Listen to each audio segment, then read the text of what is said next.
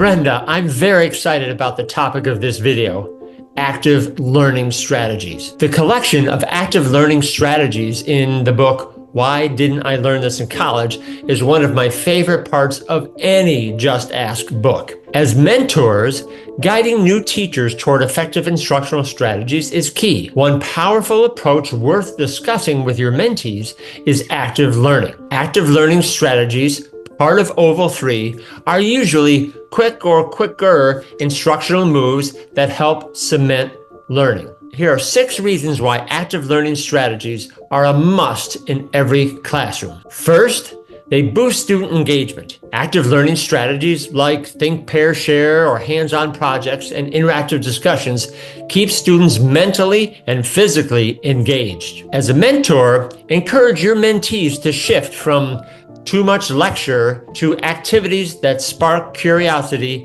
and sustain attention. You know, Jeff, I'm a fan of the research on forgetting because we forget so rapidly. So the second reason for this active learning section is about increasing retention. Students simply retain information better when they do something with it, and they keep coming back to it. They refresh on it. So as a mentor, you want to share examples of how that's worked in your own practice. The third reason for active learning strategies is that they cultivate critical thinking, analysis, evaluation, with some creativity thrown in too. Mentors, you can help mentees design activities that go beyond memorization and involve questioning, investigation, and drawing those connections. Those are essential if we want students to actually learn, not just try to remember, which, as Brenda mentioned, ends up in forgetting. The fourth reason is about building collaboration skills, which our workforce really asks that students come in and can do these things. So building collaboration skills, many active learning strategies involve teamwork. So help your students develop communication, help them with social skills. And be sure and discuss with your mentees how to structure group work effectively.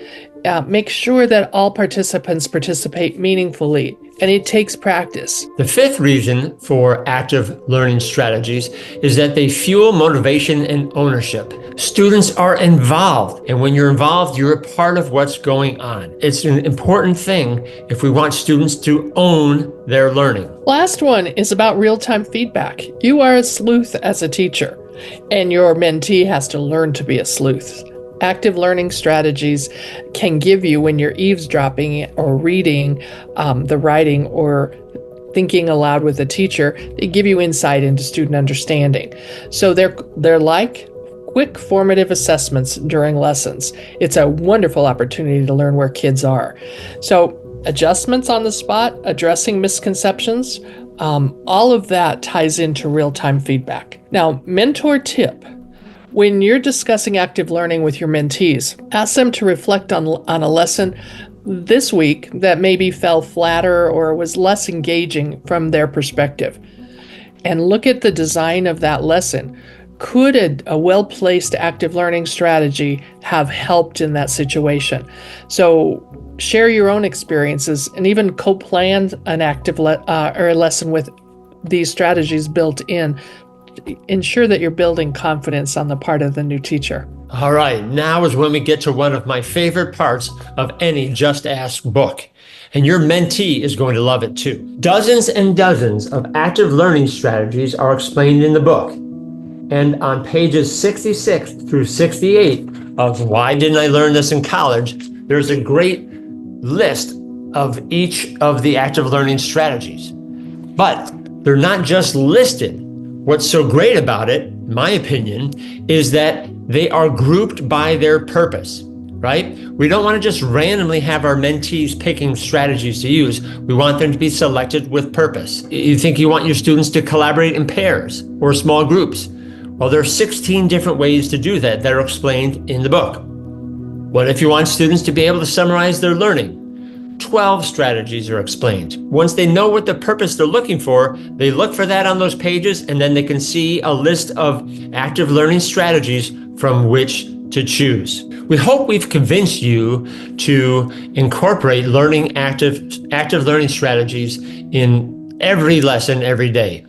the right ones. And the book has made it easy for you to choose the right strategy that matches your learning objectives. There's another video this month, and in that video, we explain how to frame the learning.